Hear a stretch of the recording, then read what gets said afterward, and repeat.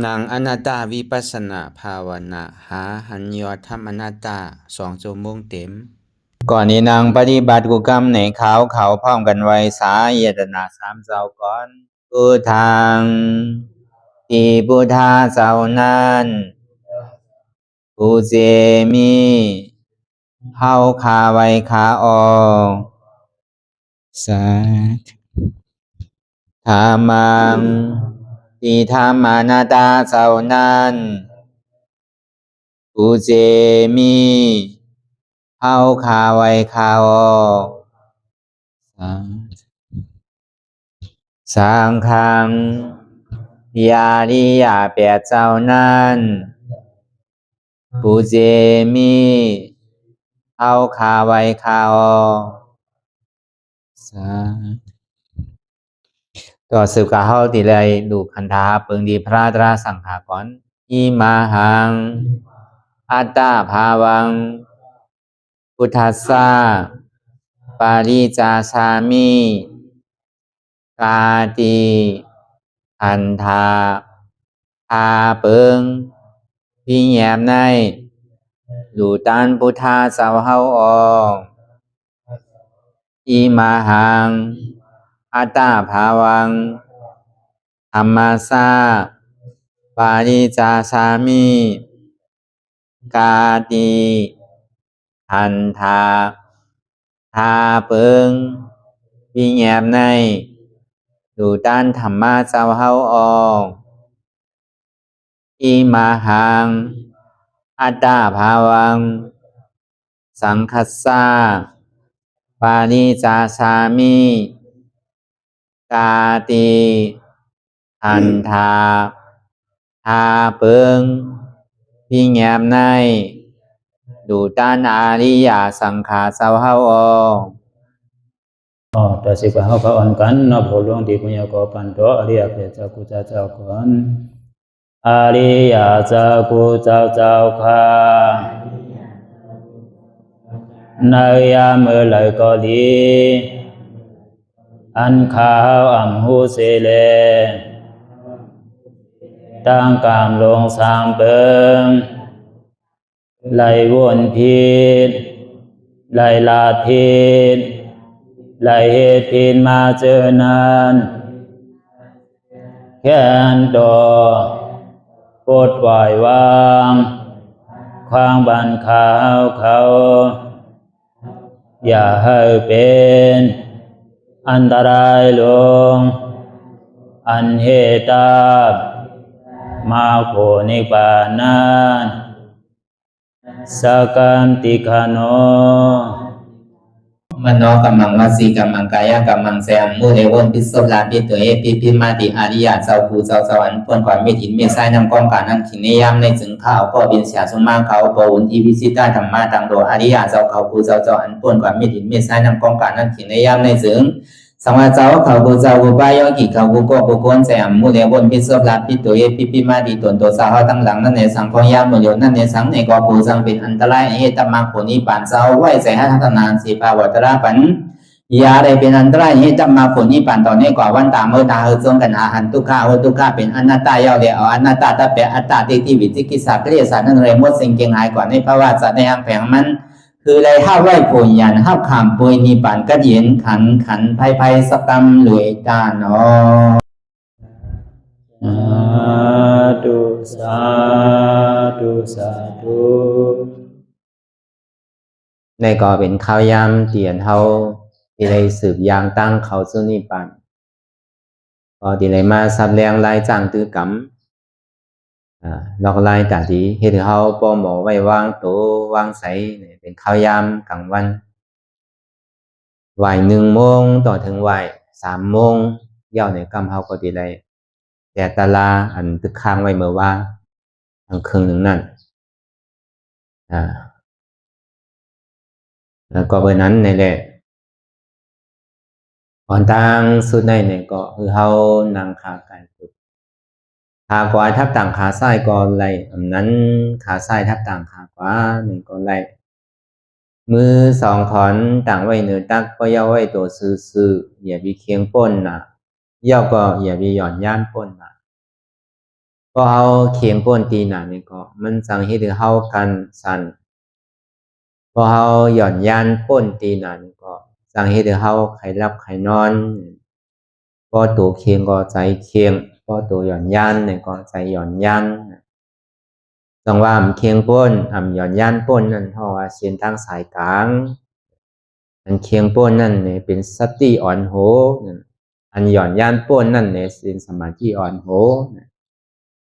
อันนำเคียงป้นหย่อนยานป้นห้องว่ามัชฌิมาปฏิปทาเส้นตั้งสายกลางในเนี่ยเป็นทั้งอ่อนโหเป็นปิญญาอ่อนโหเนี่ยในอริยมรรคแปดเปิงเนี่ยเป็นเส้นตั้งตาทิปิกอภิสิภูมิแล้วก็ตาที่เปิดพระตูนิพพานเนี่ยมันเหมือนเขาที่ไรหางแฮนตาที่ขี่ข้ามป้นกว่าฝั่งตั้งปุ่นก็เบอร์อันมันแมดดอนตอนแกเลยเบอร์ในก็เบอร์ในเส้นทางสายกลางในอริยมรรคแปดเปิงในมันเป็นเหตุอจองของสุขะเหตุทางอจองสุขะเนี่ยมันเป็นเหตุอจองตาที่ไรมรรคตระปุตระตาที่ไรคืนเป็นตีนิโรธาเสจจะห้องวันนี้ปั่นตีก็เย็นตีอันเกิดเท่าเป็นตายนี่ก็คือเท่าหูตีปองก็เบอร์อันเท่าไรเกิดไรเท่าไรเป็นไรตายเนี่ยก็เบอร์สังอันเท่าไรเกิดไรเท่าไรเป็นไรตายนั่น มันเป็นทุกข้าอันใดเกิดไรเท่าไรเป็นไรตายนั่นห้องว่าทุกข้าเสียจาทุกข้าเดียนมันมีเจก็เบอร์สังวันโหโทนาเหล่านี้ก็เบอร์ตัณหากิเลสาวันโหโทนาหูนั่นเจอหอมเสียงอันดีหมากตานั่นเจอทางอันดีอันทางดีทางงามนั่นหูหลังนั่นเจออันหอมลิ้นนั่นเจออายาสาอันหวานอันเข้มตัวนั่นซ้ำเจอนุงเสื้อผ้าโคนุงโคไว้โคยองอยู่ด้านเศร้าอันเข้มใจในซ้ำเจอหนาถอมเย้าเจอเย้าหันเย้าเจอเย้าโน้มเย้าเจอเย้ากินเย้าเจอเย้านุงเย้าที่เย้าเจอเย้าก็มออิ่มถอมเย้าใครถอมเทียงหันเย้าใครหันเทียงโน้มเย้าใครโน้มเทียงกินเย้าซ้ำใครกินเทียงนุงเย้าห่มเย้าไว้เย้าที่เย้าเนี่ยก็ซ้ำใครนุงใครห่มใครไว้ใครที่เทียงเจอเย้าเนี่ยก็มออิ่มหูนั่นซ้ำจังถอมอันพิษหมากตานั่นซ้ำจังตัวอันพิษผู้หลังนั่นซ้ำจังนมอันพิษซบนั่นซ้ำจังกินอันพิษโตนั่นจังที่เตอนุงใบอันพิษเนี่ยใจนั่นซ้ำเจออันพิษเนี่ยก็เบอร์นั้นอันนั้นเป็นเหตุเป็นอจองที่เหตุเท่าไรเกิดเย้าก็เท่าเย้าก็เป็นเย้าก็ตายเนี่ยก็เบอร์ตัณหาพึ่งยินเรือเซเวตัณหาก็เบอร์สงเสกลองอันสุขะลองอันเปี่ยวอันมวลอันเซอร์ก็เบอร์อันเปี่ยวอันมวลเซอร์เนี่ยมันเป็นเพเป็นไพ่เนี่ยเขาสัมหูเขาสัมถามว่ามันเป็นของดีอย่างว่าเขาก็คึงป้องกันตาที่ปลายทุกข้าตาที่หาลองตั้งสุขะตาที่สามป่วยลองตั้งสุขะโมอิ่มโมเวอร์ถามว่ามันเป็นของดีเพราะมันหายกว่าซ้ำชอหาขึ้นอันชอกหาขึ้นใครไรอันเปี่ยวอันมวลอันเซอร์ใครไรอันทางหลีหางงามใครไรอันเสียงดีใครไรเสียวอายอันเหรียญดีว่ามันนั่นอันใครไรนั่นอันชอกหาอยู่นั่นเนี่ยมันเป็นตัณหาความอยากใครใครเป็นใครมีเมื่ออิ่มเมื่อเติบในห้องว่าก็เบอร์ตัณหาเพิ่งอินเดอเซเวทนาเพิ่งอินเดอเซสุขาเวทนาไปทุกข้าซ้ำหาสุขาเลยมันส่วนนี้ให้เลยเป็นตัณหาย้อนเปว่ามีตัณหาเนี่ยมันสิ่งที่มีอุปาทานใจจับใจจ้อยเมื่อไปไรมาเนี่ยก็ใจที่นั้นใจที่ตัณหาเพราะว่ามันมีลองตั้งใจที่ใจจับใจเปลี่ยนใจจ้อยเอาเนี่ยก็กรรมอันว่าเนี่ยมันที่เกิดขึ้นมาเนี่ยกู้โศกรรมกู้โศกรรมเลยสังเนี่ยกำนำเนี่ยมันดีกว่าลองตั้งกู้โศกรรมไปนำเนี่ยลองตั้งวนพิษวนเปิงลองตั้งเอามาเป็นตั้งแหนงใสที่ตัวเจ้าก็เลยเฮ็ดพิษไว้เนี่ยก็เบอร์นั้นพออ้วนลองตั้งอันนำลีเจ้าเก่าเลยเฮ็ดไว้เย้าในก็กู้โศกรรมมันว่านั่นกรรมล้ำมันว่าเนี่ยมันดีพูดออกมาพอพูดออกมาเย้าเนี่ยก็ผ้าว่าใหม่อันว่าเนี่ยมันถึงดีกว่ามันมา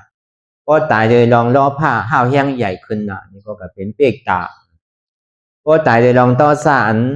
ใจลำใจกรรมเนก็ในเนก็น่ะถังพิษก็ในถังพิษก็น่ะเป็นใจต่อสา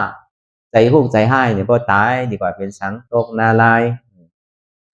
พอตายโดยลองมอห้ามฮูกเดียวอันไรตีวักเต้าอันไรก็ไรพูดลองดีลองถูกลองจ้าเนี่ยพอตายกว่าเป็นสังเป็นสัตว์เรชานสัตว์2 ติน4 ตินสัตว์อันมีหลายตินสัตว์อันวินเนอร์กลางหาวสัตว์อันอยู่ในน้ำในดินใช่ไหมดีกว่าเป็นก็ในพอตายโดยลองหมาหน้าในทำการเปลี่ยนอาสุร่างกายลองหมาหน้าเนี่ยมันก็ว่าซื้อเนี่ยก็เลยเฮ็ดอยู่ตั้งดีแต่ดังว่าเก่ากลมตกตีจ้าหนังเก่ากาป้อกะลองตั้งดีเนี่ยหน้าก็เลยเฮ็ดสีล่าก็เลยนอนจ้องเหมือนเปิ้นหนังเก่าดังสมาธิสมาธาตกหมักตกสังก็เลยเฮ็ดอยู่ใช่ไหมเพื่อการมันเฮ็ดถึงดีถึงตั้งเนี่ยสมาธาก็อ่ำไรวิปัสสนาก็อ่ำไรเปิ้นเฮ็ดก็ลาดีเฮ็ดกว่าเฮ็ดจอมตามพิงตามทุ่งเฮ็ดจอมหรืออะไรเนี่ยก็การอะไรเฮ็ดก็เปิดเท้าเย่าป้อมเมื่อเนี่ยก็เปิ้นตีว่าอายลูกอายหลานสามารถหนาเปิ้นเนี่ยเฮาก็เท้าอ่ะเปิ้นก็อ่อนกันนอนวัดนอนไหว้เอาอ่ะเปิ้นก็นอนวัดเนี่ยเปิ้นเฮาสำกันนั่งวัดน่ะเนาะเฮาก็นอนวัดนั่นน่ะเฮาก็อุบวัดเฮาก็นอนวัดนั่นน่ะเปิ้นก็วัดก็ว่าเนี่ยเปิ้นก็หาตะลาเปิ้นก็หาที่กัดเย็นคือใจนิ่มใจเศร้าได้ก็อุบลองก้าลองขายดูก็อุบลองโผลองเมดูก็เสียนี่ก็ในก็นาเนี่ยเฮาก็วัดก็ว่าเฮาซ้ำพอถึงมื้อตื่นมาเนี่ยเฮาซ้ำก็อุบก็ในอุบก็น่ะเซก็ในนี่ก็น่ะจะไหนก็ในสังในป้อมนี่ในก็ซ้ำนอนในสังจะไหนเฮ็ดเต้ๆนั่นน่ะดำๆเนี่ยมันเป็นจังนั้นเฮาซ้ำถามว่าก็ว่าเลยเฮ็ดอยู่รู้เป็นสังโยเนี่ยพอเฮาปอกมาเฮือนเนี่ยซ้ำเหมือนเก่า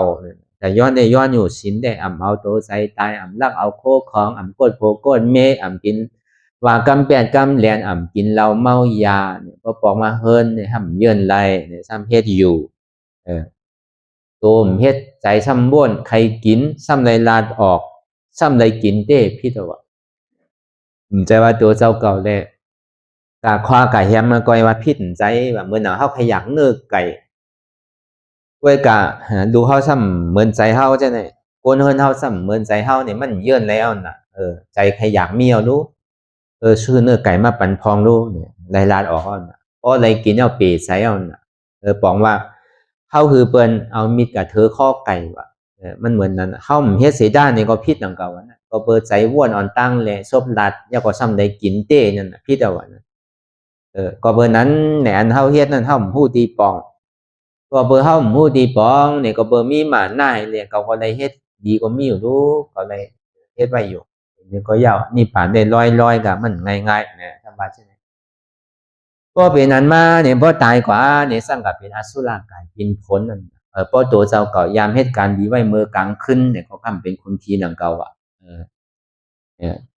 เป็นคนผีนางผีหนังเก่าพอกลางวันมาตัวเจ้าก็ซ้ำยามเฮ็ดดีไว้ในซ้ำก็เป็นเปกตาว่ะตกหน้าลายนี่ก็มีมันยาวแต่กรรมให้กรรมมันนั่นเนาะ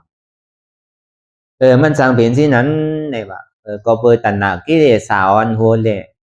มันสังที่ใดเกิดเท่าเป็นตายเนี่ยก็เปิดมีอาจ้องเหตุหักเอาอาจ้องทุกข์ค่ายาวเลยมันจะได้มีผลอาจูของทุกข์ค่าย้อนเบิ่นนั้นแดอันเฮามาอย่างจอมเส้นตั้งสายกลางเนี่ยเป็นเส้นตั้งปัญญาศีลสมาธิเนี่ยมันเป็นเส้นตั้งอจองของสุขะเส้นทางตาดีไรมักกะลาโปตะลาจองว่าอันหมานแม่นซื่อใจหรือเสียจาตราสีเปิงเนี่ยมีอันไหลเอาอันนี้ก็เฮาก็เลยทบในญาเลยฮู้ได้หันย้อนเบิ่นนั้นเนี่ยแหละเสเลเดอเสโลวนทัดสางด้วยในตัวในใจเจ้าเก่าเตียนได้ทบในญามาเนี่ยก็โอดุงเงาปึ้งมันก่อมจังเฮ็ดสังเตอนี่ก็บ่นตัวในทุกข้าเสียจะเตียนมันมีในตัวในใจเฮากูก็จังหวะเฮานั่งหลับตาอยากด้วยขันธาจิโกต่อไปตินมีอันไรพองไหลที่ว่าเป็นของเฮาอันว่านั้นตั้งแต่จิโกต่อไปตินป่นปีป่นเดินป่นวันมาต่อทงพองยามมื้อเดียว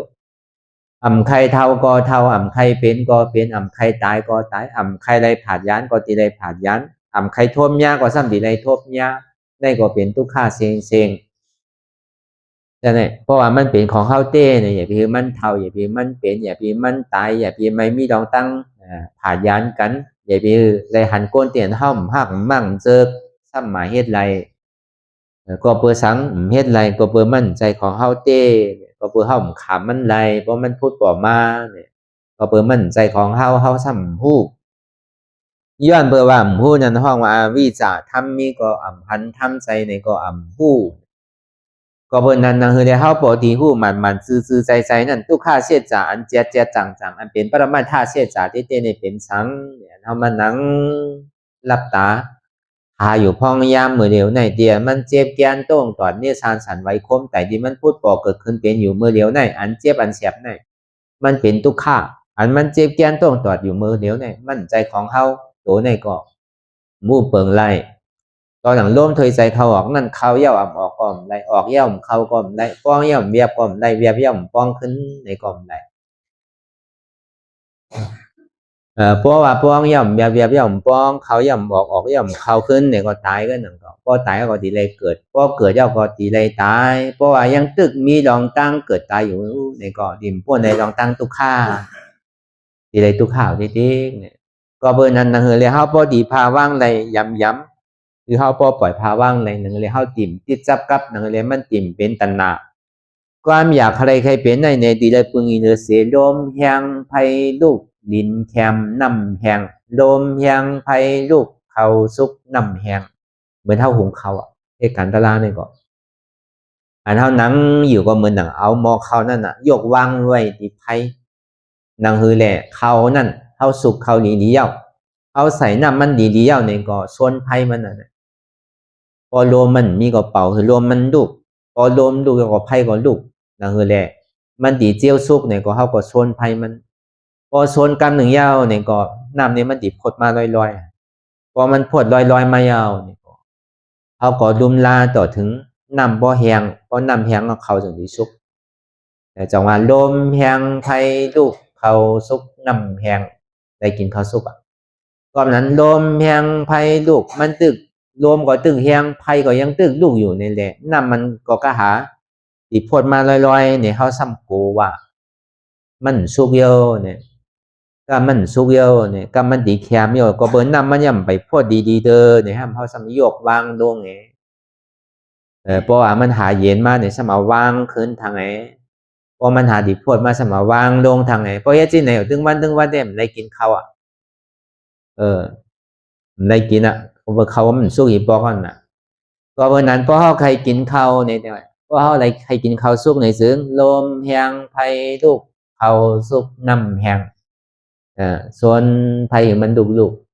เพราะอันน้ำมันแห้งเย้านี่ก็เขามันก็สุกเพราะเขามันสุกอะไรกินก็นั้นนังทลานี่ก็เหมือนนั้นนังก็ลมแห้งเหมือนวันนั้นเป็นสังเจ็บแกนต้องตอดเนตรซานสันไว้โคมไตอันนี้เขาลมแห้งเพราะมันยังตึกเหตุการณ์อยู่ในปองว่าไพมันไปลูกเตอมันโดนใจลมอยู่ก็ในโปรเจกต์แกนต้องต่อเนซานปอมาเย้าอันเสียบก็มาอันไม่ก็มาอันกัดก็มาอันอุ่นก็มาอันมันหันไงหนาลีได้อันไม่อันไม่ได้อันเสียบเนี่ยเป็นธาตุไฟอันนั้นพอมันไม่คือเสียบคือเนี่ยปองมาไพ่มันตึกลูกดีตึกแค่หมดนั่นพอเมียวหุงเขาก็มันดีเจียวซุกไว้นั่นเพราะว่ามันยังตึกเสียบตึกไม่อยู่ในปองมาไพ่มันตึกลูกดีอยู่ก็ในพอมันหาดีโพดมายาวเนี่ยเมื่อมันย่ำไปโพดเตอนั่นเนี่ยก็เขามันยังตึกแข็งอยู่เหมือนเฮาหันนั่นเหมือนเป็นหนึ่งเขาเลยสังพวกหนึ่งเขาเนี่ยแค่ใจเขาย่ำนำเลยเสียอันหุงเขาเจ้านั่นเนาะหนึ่งเขาในบ่ว่าหุงยาวในซ้ำตีแล้วออกมาทั้งเต้ากับเต้ามาทางไหนซ้ำขึ้นเอาขึ้นหนึ่งทางกั้มหนึ่งเดี๋ยวได้ให้เป็นสองปอกแล้วว่าเป็นข้าวเหนียวเนี่ยก็เป็นข้าวเจ้าในเฮ็ดปอกเหลียวเวลาพอเป็นข้าวหมาก็ซ้ำเฮ็ดสองปอกนั่นก็กับข้าวสังเสียก็เย่าหยามือมันยังตึกแข็งหัวนั่นมันจังกินมันโหลดโจมคือมันปออ่อนคือมันปอสุกมันจะได้กินอะไรเท่านั้นก็เพราะนั้นพอก้นหุงข้าวมันสุกในแต่ก้นกินก็ดีป้องมันดีป้องซื้อในเฮียงในเขาหุงข้าวป้อมสุกคำตัวเขาเยอะเนี่ยอาติมตัวเต้นังเขาก็เบอร์มันกลุ่มก็ยกออกยกขึ้นนิติกเนาะมันไรกินน่ะเขาสู้กันวันนั้นเปิ้นได้ไรกินอันเปิ้นยำหุงแต่อันเท่าในห้ำยำหุงพอมันหาดีพดมาในสางนี่ครับพอยกลงนิติก็นั่นเนาะพอเป็นนั้นเนี่ยก้ามโขเขามันไฮโยก้ามโขเขามันไมโยจิติกน่ะเขาซ้ำโขเขามันไฮว่ะเพราะมันหนึ่งหึงมาเนี่ยซ้ำโขเขามันไฮว่ะ โยกลงไงก็ไม่กินข้าวอีปอกนั่นนะก็บนนั้นพอเขาไปตัวดีในซึ่งข้าวเตียนมันแข็งนั่นน่ะพอคงหึงมาเย้าเนี่ยก็มันดีโอนมากพอมันโอนก็หัวมันดีสุกอันแข็งเนี่ยเป็นทุกข้าอันโอนเนี่ยเป็นสุขข้าอันนักนั่นเป็นทุกข้าอันเบานั่นเป็นสุขข้าเขามาแตงหนึ่งตัวเหมือนมันตึกเป็นสารอยู่ในนักพอมันสุกมาอย่างนี้มันนักนะมันนักก็เบอร์นั้นอันมันนักนั่นมันเป็นทุกข้าอันมันเบาเนี่ยมันเป็นสุขข้าอันมันแข็งเนี่ยมันเป็นทุกข้าเหมือนมันโอนกันเนี่ยมันเป็นสุขข้าก็เบอร์นั้นพอเขาใครเขาสารนั่นเป็นเขาสุกเนี่ยก็เขาหลบไปหนึ่งคือมันปอเย่าอันมันนักหนานั่นหนังหึงปอจีเว้าเนี่ยก็เขาหลบหนึ่งคือมันปอเย่ามันจึงที่ไรกินเขาสุกมันจึงที่อันเขาที่มันเป็นตึกเป็นเม็ดตึกหน้าของนั่นเนี่ยก็มันจีเว้าเพราะมันเว้ามันจีโอนเหมือนนั้นนะครับเขานั่นก็ในหนังคือเนี่ยน้ำมันพอดีแห้งเนี่ยนะอันมันจับอยู่นั่นเลยสังอันมันจื้มอยู่นั่นเลยสังอันมันเปลี่ยนอยู่นั่นเลยสังเนี่ยน้ำมันยังตึกรีบอยู่น้ำมันยังไปพดเสียงเตอว่าเปิดมันไปพดเสียงเตอเนี่ยมันตึกจื้มไม่อยู่มันตึกจับไม่อยู่มันยังตึกเปลี่ยนอยู่มันไปลู่เตอมันไปย้ายเตอมันไปรับเตอก็เบอร์นั้นเนี่ยพอทานนำเหตุการณ์ถึงที่เย้าเนี่ยก็หยอดก็หยอดแล้วก็ย้ายก็ย้ายแล้วก็ลู่ก็เมื่อมันหยอดเมื่อมันย้ายเมื่อมันลู่เนี่ยเป็นสุขาบอกว่าได้กินเขานั่นน้ำมันก็แห้งหลีมันเข้ากันเนี่ยเขานั่นก็เบอร์ปึงหิงเดือเสธาดินนำลมไพ่เนี่ยเขาก็สุกได้กินข้าวดีๆงามๆได้หุงเมื่อไรเมื่อนั้นก็ได้กินข้าวสารยี่ปอกได้กินข้าวสุกดีๆก็เบอร์นั้นพอเขาใครเฮ็ดเหมือนหนังอันเขาหุงเขานั่นเนี่ยก็เขาอย่าปีโก้โดยส่วนไพ่มันลูกมันเจ็บแกนต้งตอนนี้ชานนั่นเนี่ยก็เฮ็ดคือเหตุการณ์มันคือมันเหตุการณ์มันลองอันถาดร่วมดีเหตุการณ์หนุนนั่นอันเจ็บอันเสียบอันไม่อันเจ็บแกนต้งตอนเน็ตชานหนุนนั่นเนี่ยก็มันก็เป็นสภาวะของทุกข์อันมันเว้าอยู่ในสังอันมันมีหมู่สังนั่นในสังในถาดร่วมนี่ก็มันมีทุกข์สุขะนั่นมันก็ใจดีเจ็บเสียถาดไฟถาดดินถาดน้ำเหมือนกันก็บนนั้นพอส่วนมือดูเงาพึ่งมันแต่ก็ติได้ใจข้าวยำติได้ใจลมใจไฟต่อถึงส่วนหนึ่งน้ำมันโปแห้งต่อถึงเขามันโปสุกเนี่ยนะเหมือนนั้นก็ทุกข้าขันใสทุกข้าเวทนานั่นนี่ก็เหมือนนั้นก็พอเขาขามไรเนี่ยก็ตาดิเผากิเลสอะไรตาพอติได้กินข้าวสุกนั่นเนี่ยก็ติได้พึ่งอิงเดือเสียธาตุดินน้ำลมไฟเนี่ยมันจะติได้กินข้าวติได้กินข้าวสุกนี้ก็บนนั้นตาลาเนี่ยก็เหมือนนั้นก็พอเขาตัวต่อถึงเจ็บพอสุดตัวต่อถึงทุกข้าพอสุดต่อถึงอาตานั่นพอตัวพูดขาดกว่าเนี่ยก็ผลอาโจสุขข้าห้องมันนี่ปันอันห้องว่าผลอาโจสุขข้าห้องอันนี้เราท่าเสียจะเตียนำเป็นนำดูเตียมันเป็นสุขข้าเตียมันเป็นอมตะนั่นเนี่ยก็ตีได้จิ้มด้วยเนี่ยตีได้กินข้าวตีได้กินข้าวสุกภาคหวานมันได้กินข้าวดิบพักดิบได้กินนั้นสุกมันอันนั้นก็เหมือนนั้นก็เปิดผลอาโจมันก็เปิดเหตุทางจ้องมันยาวเนี่ยผลอาโจมันก็เลยจามป่วยเมื่อนั้นก็การเฮานังตาลาเนี่ยก็พอเฮาเอาหมอมาใส่เนี่ยก็เป็นนั้นก็พวกในที่ถ้าเป็นเจ้าเขาไว้ในสุดแต่ในห้องว่าลมแห้งไผ่ลูกดินแคมน้ำแห้งลมแห้งอันวันนั้นมากกูตีกูผายกูไปห้องว่าไหวยอดทัดนั่น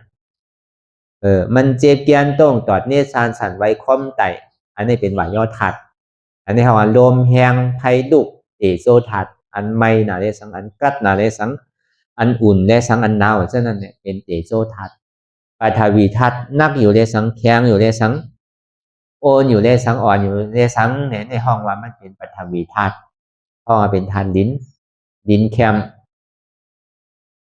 น้ำแห้งเนี่ยจับยายจิ้มหยอดเป็นดูห้องว่าเป็นน้ำแห้งอันนี้ก็เหมือนนั้นก็เหมือนเท่ามาเหตุการณ์ตลาดนั่นเนี่ยก็ตาที่เผากิเลสาแปดตาที่ก็ออกแปดลองตั้งตนากิเลสาเตียมันฝังลึกฝังหักมายาวลึกหนานั่นเนี่ยก็นั่นเลยเขาพอดีก็ออกมันไหลเนี่ยก็เขาพอดีได้เอาเสียจากตลาเตียมันหมายเมียนจือใจเตียมันอยากตัวในขันธาที่เขาต่อไปจิ้น ที่มันพูดบอกเกิดขึ้นมาที่โตเนี่ยก็คือเขาฮัดจุนตัวเพราะเอาที่ยำง่ายๆมันก็เจ็บแกนต้มตอนนี้ซันให้มันเรียนอยู่ตั้งโหถึงตีนถึงโหนั่นเนี่ยก็เขาพอมันมาเหมือนไหลเนี่ยก็อ๋อตัวเนี่ยก็อ่ำใจเก่าดูในอนัตตาอ่ำว่าอะไรดูในอนัตตาเนี่ยเหมือนอย่างเขาตึก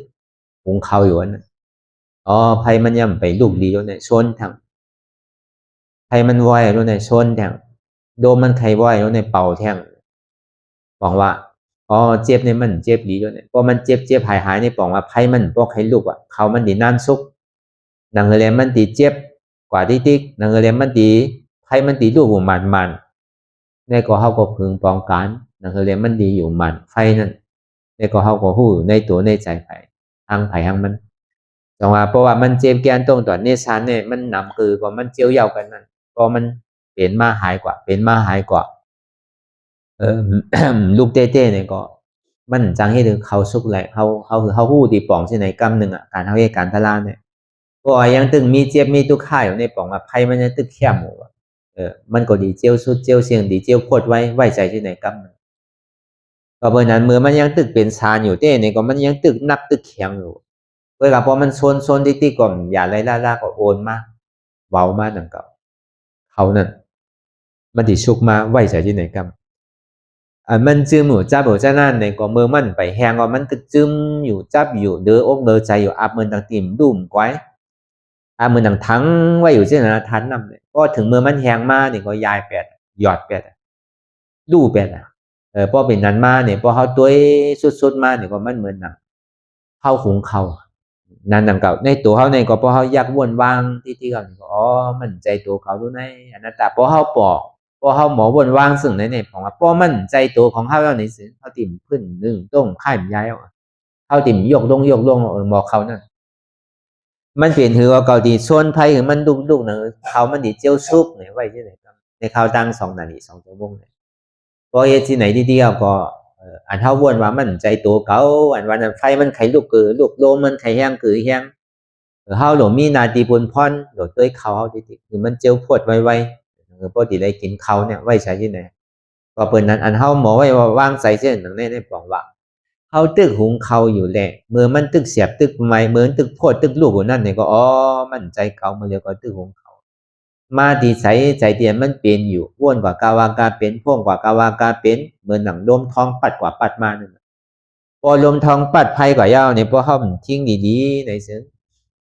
ไพ่เนี่ยมันหมาเนาะไพ่เนี่ยมันพอลมแห้งอยู่หลายเปิ้นหุงเขาหุงพักในเปิ้นหุงตีปางก็มันไล่พอหุงเอาเนี่ยตีได้เฮฮับตับไว้กูสายรวมมันมาพัดท้องใส่พอสายรวมมาพัดท้องใส่เอาเนี่ยไพ่มันหมันพอไพ่มันหมันก็ใจเฮาในหวังเบื่อผิวกับตั้งในผิวกับตั้งนานนั่นน่ะกำกับผิวกับตั้งหลังกำกับผิวกับตั้งนายกำก็ยาวเย็นไว้บอกว่าไพ่มันบ่ให้หมันพอไพ่มันหมันเนี่ยก็เขามันนานสุกก็เบอร์นั้นที่มันเปลี่ยนอยู่เสื่องนั้นเนี่ยนังหือแลไพ่มันปกติมาซื่อมากลางนังหือแลมอกเขาเตียนห้าวางไว้นั่นมันติ่ม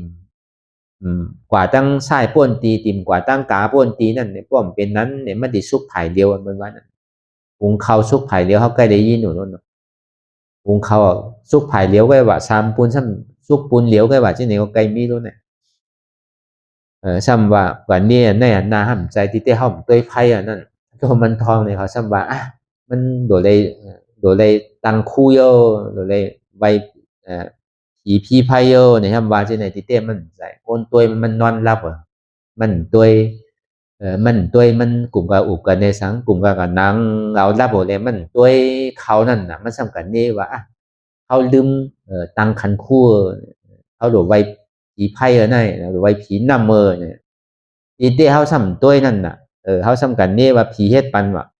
ผีน้ำน้ำเขาผีน้ำเฮ็ดปันเฮาโยซ้ำว่าที่ไหนก็ในพวกเขาหุงเขามันสุกในผีไพ่เฮ็ดปันเฮาโยเนี่ยอีเต้มันใจอันเขาหุงเขามันสุกเนี่ยเขาด้วยเขานอนรับแปดของมันลูกเจ้าน่ะเนาะพวกหุงเขาเนี่ยเลยตื่นเจ้าอะไรตีเลยโยกคืนตีเลยหุงตีเลยตัวไพ่เสียวสำคัญตัวนั่นน่ะกำก็ลมท้องกับท้องมากเอาสิดีไพ่มันมาเนาะน่ะไพ่มันอยู่กลางอ่ะรู้มันตีกับซุกก็หลักเขาก็ซุกครึ่งนึงก็อันนี้ก็ถามด้วยเขาแหละอันเขาว่าหุงเขาซุกเนี่ยมันใจว่าเป็นผีเฮ็ดปันใจเป็นเปกตาเป็นผีป้ายไพ่ที่ ที่ไพ่ว่าเฮ็ดปันมันใจมันเป็นกวนหูมันข้างมันเหงาลับเนี่ยมันนอนลับเนี่ยใช่ไหมมันตัวมันกลุ่มกะอูเด่มตัวห้านั่นก็เหงาลับแต่เนี่ยมันขี้ขันลูกเด่มตัวห้านั่นก็มันไขลายหนึ่งเลยมันเนี่ยเอาไฟมันซ้นไว้บนตีน่ะเลยมันตั้นสุกเสียงอันนี้ก็เป็นไรมันหมานั่นน่ะหุงกูวันซ้ำสุกอยู่พอวันปล่อยวันลามมาเต้เนี่ยมาหุงซ้ำบ้ามสุกเนี่ยนะเป็นสิ่งนั้นก็นั่นเก่าอันนี้ก็มันเปิงเหมือนนั้นนั่นเก่าพอเขาใส่เขากว่ากาวากาเป็นเขามีอยู่มันเนี่ยก็มันทองกว่าตั้งไส้กำปยังมันทองกว่าตั้งกว่าก็มันยาวทองกว่าตั้งออกก็ไม่ยาวทองกว่าตั้งโต๊ะน่ะไพ่นี่มันหมานะรู้เพราะไพ่มันหมาเนี่ยก็เขาของมันสุกเถียงแล้วมันเหมือนนั่นเก่าตาลาเนี่ยก็เหมือนนั่นเก่าว่าหุงกับหุงมาใจกว่าใจมากกว่ามันเจ็บเพียงแล้วน่ะมันเจ็บเพียงว่ามันสุกหีปอกก็น่ะนางเมื่อแล้วตาลาคำหมูติ๊กนางเมื่อไรก็ป้วนหีปอกตาลาเนี่ยถือว่าเหมือนเก่าติ๊กที่ไหนมันแคบที่ไหนมันแคบในที่กันเนี่ยนั่นเนี่ย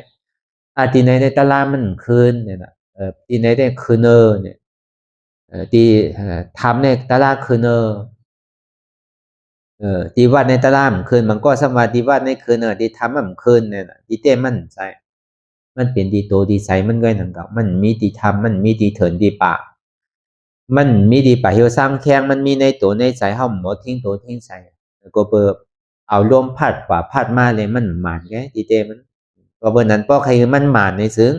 ใจเฮานั่นก็อย่าไปคือวนกว่ากาวากาอย่าไปวนตั้งหลังติ๊กมันมีมือยาวสิปอกตั้งหลังพ่นมานั่นก็เฮาลามวนกว่าติ๊กก็มันพอสุดเสียงยาวเลยมันเอาขึ้นไหลตั้งนาเตียนย่ำไปถึงเดือนนั้นนี่ก็เหมือนนั้นดังเก่าที่เป็นสังมาปอดสังมาเฮากลมฮู้มือคุมมือขึ้นนั่นก็เนี่ยมันมาอยู่เฮาซ้ำหันเฮาซ้ำวนจอมนั่นก็เหมือนนั้นดังเก่าไผมันเพียงพอไผมันเพียงเอานี่ก็เขามันสุกทุกคนสุกเต้ๆตึงเขาตึงสารโลเลกันตะลาก็เหมือนนั้นดังเก่ามันสุกดิบนั่นน่ะเพิ่นฮ้องว่าเป็นตะลาห้างน่ะเป็นข้าวสารหนูติ๊กกันน่ะมันเลยกินข้าวสุกหีปอกอาบสุกหลูๆรีบหลูๆรีบหลูๆสุกหลูๆนั่นน่ะฮู้หลูๆมู่หลูๆถึงหลูๆถึงหลูๆเนี่ยก็เบิ่หังก็เบิ่มันมันก็เบิ่ไผมันมันเลยเป็นเพราะว่าไผมันมันในซึ้งใน2ที่ว่าที่มันเป็นอยู่พ้องยามมื้อเหลียวในใจที่มันเป็นอยู่พ้องยามมื้อเหลียวในนี่ก็มันใจเก่าเป็นอนัตตามันไก่เผาเจ็บถึงตัวก็ยาวเจ็บถึงใจก็ยาวใจตายเพราะเกิดก็แค่ดีต่อถึงใจตายเพิ่นฮ้องว่านางตะลาใจตายเพราะใครเกิดคือมันตายไปน่ะแค่ดีน่ะถึงที่เฮาบ่ฮัดจุนใจไรเนี่ยใจเนี่ยเป็นอนัตตารู้ใจเก่าตัวก็เป็นอนัตตาใจตัวเก่าก็ในพอมันหอดมาที่เจ็บเนี่ยก็เหมือนเฮามาวนทัดสางทีวีนั่นน่ะบางขิงบางข้าวบางยามเนี่ยก็เปรียบๆมวนๆเซ่อๆมียุ่งโคบางขิงบางข้าวบางยามนั่นนี่ก็ขี้ใจมองใจหำนี้ใจอุกใจให้ใครห้องใครให้บางขิงบางข้าวบางยามนั่นนี่ก็ดีโลจ้าโลธรรมดาของโลกรอบการนั้นมันเจอกันมวนอันเดียวอันเซ่อมันกวนทุกข์อันนั้นธรรมดาของโลกรอบการนั้นในทุกข์มันปอมากก็อย่าไปโกสุขปอมานี่ก็อย่าไปเนี่ยโจมเปกขาปอมานี่ก็อย่าไปคั่นอันนี้มันมาตั้งหลายเสียมว่าเฮาใจแห้งนี่ก็เอาตะลาเนี่ยที่มันเป็นอยู่มีอยู่ในเศษจากตะลาที่มันมีอยู่เป็นอยู่นั่นนี่ก็เอาลองตั้งเส้นตั้งสายกลางเพราะว่าตัวมากาเศษจากในก็ออกพอเปิดตั้งมัวตั้งเสียงที่มันหมันเมียนซื่อใจเดี๋ยวเปิ้นตั้งเสียงในห้องว่าเศษจากตะลา4ทุกขาเศษจากสมุทัยเศษจากนิโรธาเศษจากมรรคเศษจากอันเฮาว่านางหันเจ็บแกนต้องตอดนิชันอยู่มื้อเดียวเนี่ยเป็นทุกขาเศษจากตัวสมุทัยเศษจากในพอเฮาสาวกว่าสาวมาหากว่าหามามันสิหันอันมันเป็นตัวเหตุทางเฮาจ้องทุกขาของว่าตัวสมุทัยเศษจากนี่ก็คือเฮามีลองตั้งยุ่มพิษยุ่มเปิงอยู่ว่ามีหูมีขามีมือมีตัวมีใจมีเจ็บอันนี้ตั้งหันพิษตั้งหันหมันแม่นนั่นเป็นตัวมรรคเศษจากห้องอริยมรรค8เปิงเอาปัญญาศีลสมาธิเหตุการณ์ซ้อมแม่นแหละเอาภูมิปัญญานั่นเป็นก้อนเหตุการณ์อ่อนโหโทนะศีลในสมาธินั่นในซ้ำจอยกล้ำแถมตั้งหลังจอมเนี่ยนั่นแหละปัญญานั่นมันดีไพ่ผายหรือมันดีหันดีงามหันหมันแม่นนั่นนี่ก็สิเลยเอาก็ออกพอตั้งหันพิษป่อมาอย่างก็เอาลองตั้งหันหมันแม่นก็ออกลองตั้งวนพิษป่อมาเนี่ยก็เอาลองตั้งวนหมันแม่นนั่นก็ออกหันพิษว่ามีหูมีขามีมือมีตัว วนว่างว่ามีโหมีขามีมือมีโตมีใส่มีเจ็บมันเป็นอนัตตาก็เฮ็ดที่ไหนก่อนจริงๆแต่ก็เบิ่นนั้นมันอัตตาว่าเนี่ยมันมีหลายอัตตาอัตตานอกเลยอัตตาในเนี่ยเมื่อเฮาไปป้องเมื่อเฮาไปเจ็บไปแสบไปเมียไม่ไปแก้นได้ก็อัตตาตามนอกเนี่ยมันจังยาจังเก่าเฮาอยู่ดีๆมันเหมือนหือเมื่อปานพุทธาพระราเป็นเสาเนี่ยเฮาก็เอาวัตถุอันหนึ่งคือบ่เป็นแฮงโตแฮงใส่เฮานั่นก็เลยเฮาบ่ดีปองแจงแรงใส่เลยนั่นก็เลยเฮาบ่ดีเลยหมออิมเวอร์ซันในสักการะวัตถุค่าขันใส่ลงในเนี่ยมื้อนั้นปืนของนางประจักษ์สาลีเนี่ยนะครับก็ยามห่อมาปองใส่ห่ออยู่นั่นก็นางประจักษ์สาลีนั่นก็เบิ่มหมักตาหันนันทางหลีหันย่อมบ่อิ่มบ่เบิ่มบ่จานหันย่อมซ้ำใครไรนั่นน่ะก็เบิ่สังพิงทุ่งเมืองเฮาเสมว่าเมืองอินเดียกะลานั่นก็เหมือนนั้นนั่นก็คืออะไรก็เขาเอาคือนั่นว่าคือทุกข้าก็เอาคือทุกข้าว่ะคือปอก้าก็เอาปอก้าว่ะคือคนนาก็เอาคนนาคือขุนก็เอาขุนว่ะก็เบอร์นั้นในนางประจักษ์สาลีเนี่ยก็เบอร์อู้เขาก็ที่เป็นคนกล้าคนขายเป็นสะเทก้อนหนึ่งออกกันเป็นเจ้าให้เจ้าสวนเจ้านาพอเขาเป็นจันเตี่ยมเด่มใจนังก็เป็นจันสูงไว้นังก็เบอร์เขาก็ซ้ำในอุบกันไว้ซึ่งโอ้ยก็อันเขาเป็นคือเหมือนหนังมีองค์จากพวกของเหมือนกันนั่นน่ะเพราะเป็นนันเนมจนิลาที่นั่งประจักษ์สาลีพอถึงขิงเมื่อข้าวยำอาศักเต็มมาในดีได้เตะหน้าหอตอนาเฮิรนดีได้สร้างหน้าหอตอเฮิรนเนี่ยก็เบอร์นั้นในเลยก็ได้สำกุลมีตุข้ามาเป็นกุลจางเขาเข้ามาเคอจันตราเคอจันตรานี่เป็นเคอตุข้าเพิ่มเฮ็ดไทยเฮ็ดสวนเฮ็ดนาเป็นกุลรับจางเฮ็ดการเปิ้นนั่นก็ท้องว่าเคอเต็มมีเจอมีเคิมมีโอกจากโคของเยดนะก็ท้องว่าเป็นจันทราเป็นคนกินจางหับเปิ้นซ้ำหางดีกว่านั่นคนก็นั่นมาเฮ็ดลูกจางเขานั่นซ้ำในอยู่จ้องกันโน้อันพ่อแม่เขาจ้าปันกันในซ้ำหางจ้าว่ะนั่นพอใจคนนั้นมันใครไรว่ะก็เบอร์มันหางจ้าว่ะย้อนเบอร์นั้นพอถึงขิงขาข้าวยามมาเนี่ยก็เขาจะดีมาย้อนพอถึงวันเมื่อปลูกมาเนี่ยก็มันจะดีมาใส่ซบก็เป็นจูมันเป็นก้นหับจางเฮิรนเขานั่นพอสู่หักเขาก็เอาเขาป่วนมือเลยเอาเขาหลักกันปลายกันกว่าพอเป็นนั้นมาตื่นเจ้ามั่งเขาหลักกันปลายกว่านั้นพอปลายก็อยู่วันนอกหน้าปังยามเหตุการณ์เนาะนั่งประตาจารีเนี่ยก็เบิ่มยามเหตุการณ์เนี่ยก็กำเนิดจับต้องป้าต้องมาอย่างน่ะซ้ำโกตุกฆ่าโรคกำเนิดย้อนขว้างอันนี้ปองมาหอมาเฮิรนขึ้นโหมันซ้ำว่าปันเนี่ยเมื่อเหลียวเนี่ยเขาหลักกันมาเนี่ยกำพอสูเมสูเอาเขาตายกันเพราะว่าเมื่อไหร่เกิดลูกอ่อนมากก่อนเด้เพราะว่ามือใหญ่มากเนี่ยเขาไปเมื่อเนี่ยเขาชื่อเขาด้วยนาเขาก็เขาติดด้วยนาล้านเขาอยู่เฮ็ดจังได๋วะก็ได้อยู่ๆไอ้ซ้ำป้าสันติมาทางกล้องว่ะมันก็เป็นนั่นพอดีย้อนดีๆเนี่ยมันเป็นเนี่ยดีหลักมือเอาเนี่ยวันหลักออกมานั่นวันหลักออกมาวันนั้นฝนซ้ำตกผ้าซ้ำห้องก็ในก็ซ้ำจำเกิดในแหละมันก็ว่าตุกข้าน่ะอยู่วันนอกหน้าปางในคนลุ่มลาก็มีซ้ำเป็นลูกสะเทลงบ่เป็นนั้นก็หลักปอกมาเพิ่นซ้ำมันก็ปอกมาเฮิรนมันผันเมมันเนาะพอมันผันเนี่ยก็มันก็แหนมาถามเพิ่นนางประจักษ์สาลีนี่กว่าตั้งไรเนี่ยมันออกกว่าตั้งไหนมันดีปลายกับหาปอหาเมมันนั่นมันก็แดนจอมก็เปิดฝนตกฝนแห้งน่ะนี่แหละน้ำก็น้องฝนก็แห้งน่ะแหละมันก็จางกว่าแหละดีคำมาเยาเนี่ยก็กัดมามันจะนี่ใจเอาพวงสู่กะหาพื้นหาโลมาสุ่มปันเฮาโลเฮากัดน่ะ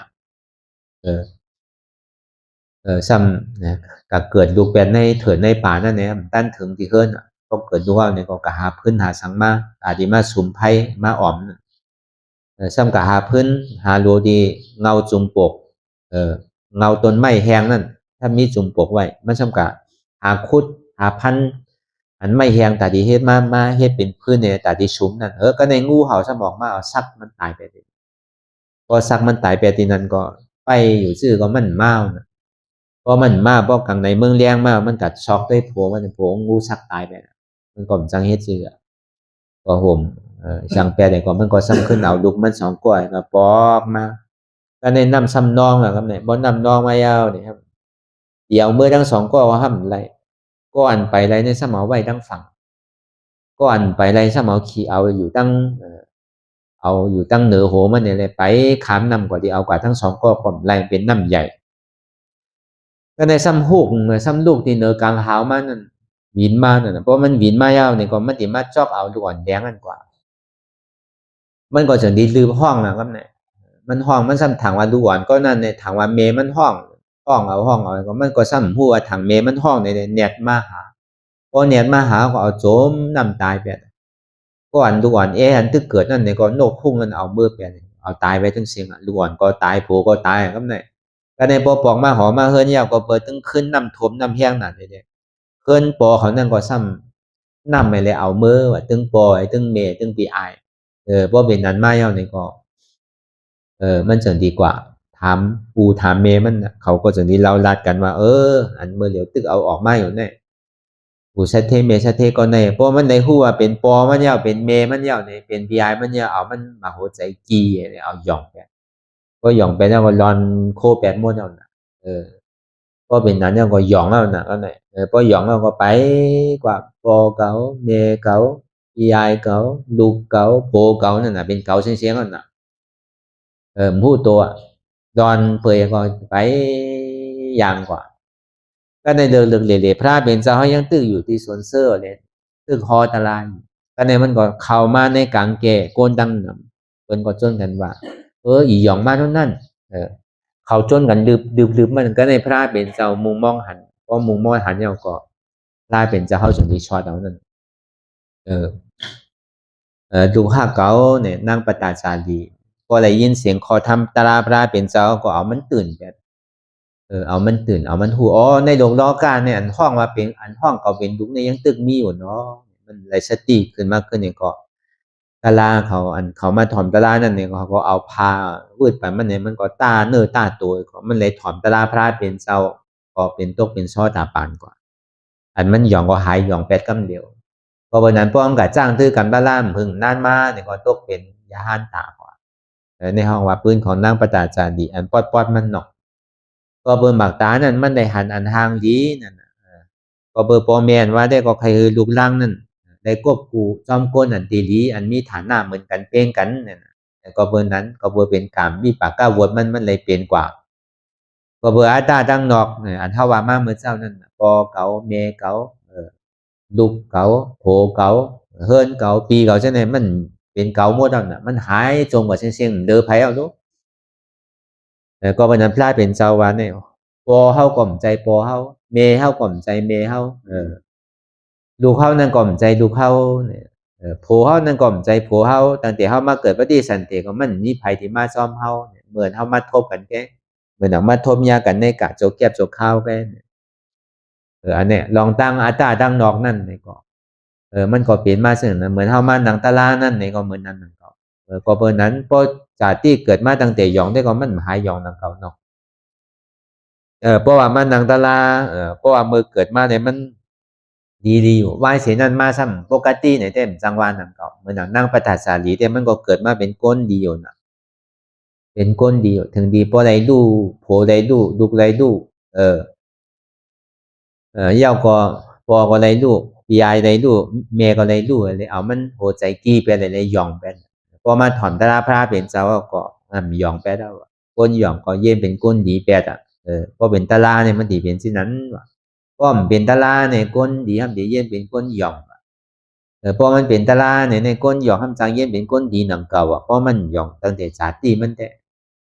ก็เบอร์นั้นเขาไม่ให้การตาลาเนี่ยก็เบอร์เขาหย่องมาในน้ำเขาเมือกมาในน้ำนังเลยเขาตีหายหย่องนังเลยเขาตีหายเมือกเนี่ยก็เขาก่อมาให้การตาลาเอาออกวนตั้งนอกเลยสังวนตั้งในเลยสังวนลองไตลองเหนือนั่นเลยสังเนี่ยคือเขาหมอพาว่างเลยวนลองเปิ้นก็ยักวนลองเขาก็ยักวนลองเขาก็ยักใจที่จับกับแป้นอะไรเนี่ยก็มีอะไรที่เป็นของเขาเต้ก็เบอร์นั้นตั้งนอกแต่ก็ใครมันหายได้ก็ไว้อยู่เพราะใครมันหายตั้งนอกเนี่ยก็โดดขึ้นตัวตั้งในเพราะมันหันเก่าอยากว่ามันติ่มหันเปิดพอมันยังตึกหันเปินอยู่เนี่ยมันไปหันเก่าอันมันยังตึกหันเปินอยู่เนี่ยมันไปเจ็บเลยมันหันเปินมันยังตึกหันเปินหันเขาอยู่มันไปเจ็บเลยมันเปลี่ยนแกเพราะว่ามันเจ็บมาเยาเปินก็หายกว่าหมดเขานั่นก็หายกับหมดตอนหนังตัวเขายังหายกว่าใจเขาก็ยังหายกว่าเพราะมันเจ็บมาเจ็บเดี๋ยวเสียเจ็บอันเดียวก็บินตั้งไส้ก็เจ็บบินตั้งขวาก็เจ็บบินตั้งออกก็เจ็บ วินตั้งตัวก่อเจ็บในรอก้าหลงเนี่ยเหมือนหนังมีเฮาก้อนเดียวอ่ะว่ามันนั่งเดินทำไมยงเนี่ยเป็นปากเนี่ยก็เบอร์ปีเนี่ยก็ทำขึ้นนำมาที่อยู่เฮาก็ป้อมไข่ป้อเนาะอยู่ไรเลยแต่กาวเขาตั้งสี่เสียงก็เลยมาขึ้นเขาเนี่ยก็มาทีมเช้าก็เขาเหมือนจังนั่งเสียงอ่ะอยู่ไรก็คือนั่งตั้งเหนือตีจ้องของประวุนเฮานั่นอ่ะแล้วก็เจ้าสุนันตาไปตัวเขาที่ปุ่นก็เปิดปอติมันนั่งดีในเกาะมันเต็มไรอ่ะก็เปิดนั้นอ่ะก็เป็นคือก็เย่าหยาก็เปิดปีไรเขามีหนึ่งปอกเนาะเอามันเกิดว่ามันติ่มป้อนั่นแหละที่อยู่ที่เศร้าเขาก็คนเราคนนำมาคนปาวกปาใช้การศาสนาพุทธะพระเป็นเจ้าการตัดที่ออกม่นรอดในก็มีนำมากูปีจังว่าศาสนาพุทธะเจ้าเนี่ยบอกว่าอนัตตาปกเกิดขึ้นมานำก็เปิดว่าตาพุทธะเจ้าเนี่ยเป็นอนัตตามันแลว่าการเหตุการณ์ตะลาเนี่ยมันเป็นการอัตตาหิตะคุณหลักคนเฮากูก็แต่นี้พึกจ้างตื้อกรรมเนี่ยก็เปิดอันเฮาเหตุการณ์ตะลาอยู่พ้องย่ำมาเหลือเนี่ยจังว่ามันใจว่าเหตุปุญตาเปิ้นมันใจว่าเหตุปุญตาเขาเฮาเหตุปุญตาตัวเฮาไว้นั่นก็การกูเจอกูร้องเนี่ยมันต่างกันไรเว้ยกับการตะลาอันว่าเนี่ยมันต่างกันได้เพราะเพิ่นนั้นเนี่ยมันมีกาขันธ์เฮามาได้มาเหตุการณ์ตะลาเนี่ยมันเป็นการอัตตาหิตะเพื่อการตั้งนำเนี่ยมันเป็นปราหิตะการปุญตาเหตุตัวเหตุใจเจ้าก็ปุญตาอยากด้วยวิปัสสนาอยากด้วยขันธาจิโกต่อไปตินเนี่ยเป็นอนัตตาเนี่ยมันเป็นการตัวเจ้าเก่าคำเดียวโดยเสียการต่างเสื้อต่างรองเนี่ยเท่ากับว่าเท่ากับสอนคำนำมันเป็นปราหิตาสั่งสอนนี้เปิ้นก้วยกับตัวห้อมไปได้เฮ็ดไปได้จ้างไปได้ตื้อคำด้วยเนี่ยมันแปลว่าเป็นอัตตาหิตะมันจะว่าเฮ็ดปุญตาตัวเจ้าเก่าเตอะเพราะนั้นการเอาเฮ็ดอยู่การมีปัสนาอยู่พ้องยามเมื่อเหลียวในเฮาเฮ็ดปุญตาเฮาก็เฮากินก็เฮาอิ่มเฮาก็มจังเผอเบิ่นดังเก่าการตลาดในก็เบิ่มันเป็นอันดำรองอันเฮาเฮ็ดการตลาดพ้องยามเมื่อเหลียวในก็คือแหลมมันพอดีฮอดจอดถึงที่ปลายนั่นก็คือเฮาเอาญาณสมาธิที่ตั้งหันหมั่นแม่นญาณสมาสังกัปปะตั้งวนหมั่นแม่นหันหมั่นแม่นในหันสังหันนั้นเจ็บแก้นต้องตอนนี้ชันวนอันหมั่นแม่นในวนซื้อวนอันเจ็บแก้นต้องตอนนี้ชันเป็นอนัตตาทำมีหันอันทุกขาทำใจหัวทุกขาเป็นอนัตตาทำมีหันอันเจ็บทำใจหัวเจ็บในเป็นอนัตตาทำมีหันว่าใจโหเก่าใจขาเก่าใจมือเก่าใจโตเก่าใจเก่าใจเจ็บเก่าทำใจหัวมันเป็นอนัตตาทำมีหันอยู่หู้อยู่ย่อมห้ามวางเป็นอนัตตาหันเจ็บหู้เจ็บห้ามเจ็บหันทุกขาหู้ทุกขาห้ามทุกขาวางเหตุเจ็บวางเหตุทุกขาเป็นอนัตตาเหตุเจ็บเหตุทุกขาเป็นสังเป็นโหเก่าขาเก่าเป็นมือเก่าตัวเก่าเป็นใจเก่าเจ็บเก่าเหตุสุขามีโหมีขามมีมือมีตัวมีใจมีเจ็บมันเป็นอนัตตาในก็วนยาวข้าวยามหึงอย่าไปว่าไพ่หน่ะอย่าไปว่าเทิงหน่ะอันหันก็หยีวนก็หยีก็เพียงกันกว่าวนต่อถึงเจ็บนั่นก็สุดวนต่อถึงทุกขานั่นก็สุดตัดต่อถึงอัตตานั่นพอตกพุทธขาดกว่าอะไรที่มันพูดบอกเกิดขึ้นเปลี่ยนมานั่นนี่ก็คือเขาพอหมอวนวางแทบตัดเป็นอนัตตาไหล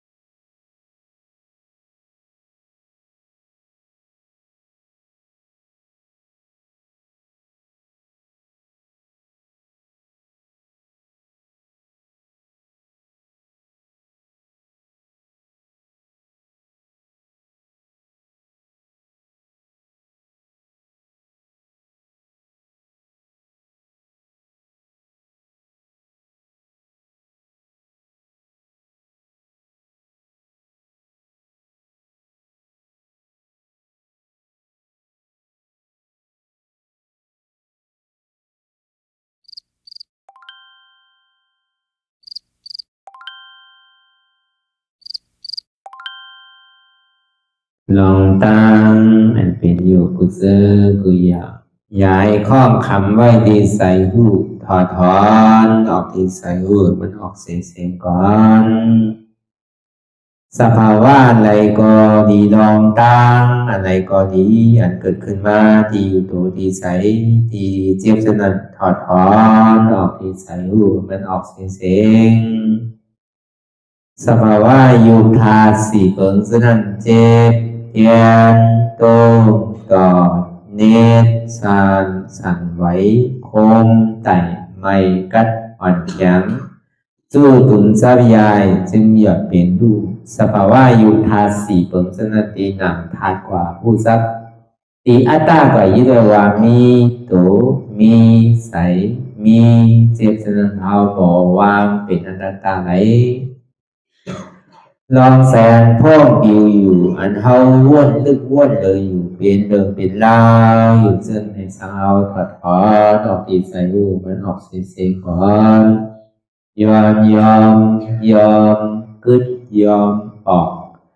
ยอมลงอันเฮ็ดให้เฮายินดียินให้เสื่อมอารมณ์เสื่อมถึงใสถึงคอไว้ตีมันยืดไว้ตีมันเป็นทุกขานั้นปวดปล่อยวางออกที่ใส่หูมันออกเสียงก่อนลองเสื้อเป็นทุกข้าเลยลองย้อนถึงใสหลายๆอย่างมันเกิดขึ้นมาตีตัวตีใสตีเจียบสนั่นปวดวางย่อเสียงก่อนก่อยค่ายย้ายลายหนึ่งพื้น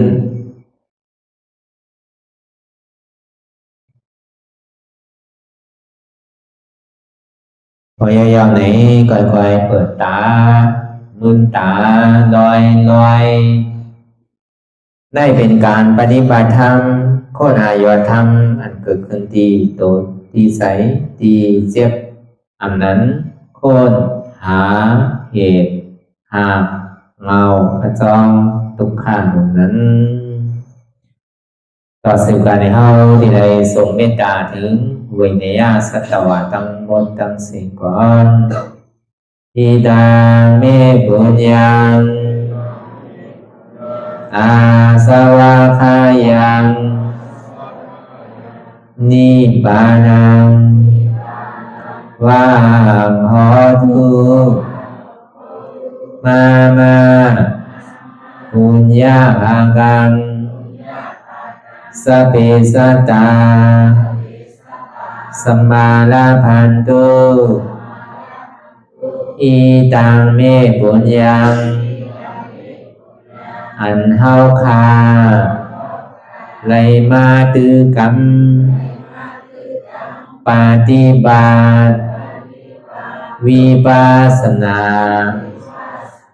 ภาวนาหาอันยอดธรรมอนัตตาในอาสวะคายังเป็นอันถาสัพตัดเปนาสวะสีเบิ่งเสียวแลนิพพานังตีนิพพานังขอดูให้ถึงเสกัมติคามาปุญญาภากังพรดีอันคามานังวิปัสสนาภาวนาทรงยืนปันสเปสัตตานังเอวปอเมสลาญาติกาดึงเคเจอเคได้ก็แลจากว่าสัตวาทั้งสิ่งดังดวงนั้นสมาลาพันตุอะไรพรดีนำกันตั้งเฮาคา ตังสิงสกัมติคาโนสาธุสาธุสาธุ ต่อสิกว่าเขาอ่อนกันนับหัวหลวงที่ปุญญาโกปันโตอริยเปเจ้ากูเจ้าก่อนอริยเจ้ากูเจ้าค่ะในยามเมื่อไหร่ก็ดีอันข้าวอ่ำหูเสเลตั้งกามลงสามเปิงไหลวนพิษไหลลาดพิษไหลเหตุพิษมาเจอนานแค้นดอกปดไหววางความบันขาวเขาอย่าให้เป็นอันตรายลงอันเหตุตามาโผนิปานันสกันติคโนมโนกัมมังวสีกัมมังกายกัมมังแสมมุเรวนพิศลาปิตัวเอพิมาติอาริยะเจ้าภูเจ้าสวรรค์พ้นความเมตินเมสายนำกองการนั่งขินนิยามในจึงข้าวก็บินเสียสมาเขาปวุนทีวิสิตาธรรมะตังโดอาริยะเจ้าเขาภูเจ้าสวรรค์พ้นความเมตินเมสายนำกองการนั่งขินนิยามในจึง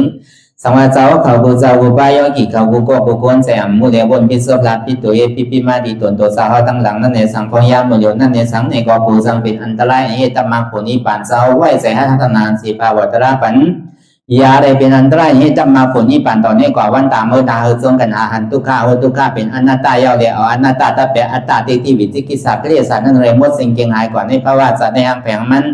คือเลยห้าไหวผลยันห้าขามปุยนิปั่นกัดเย็นขันภัยสกรรมหลุยตาเนาะสาธุสาธุ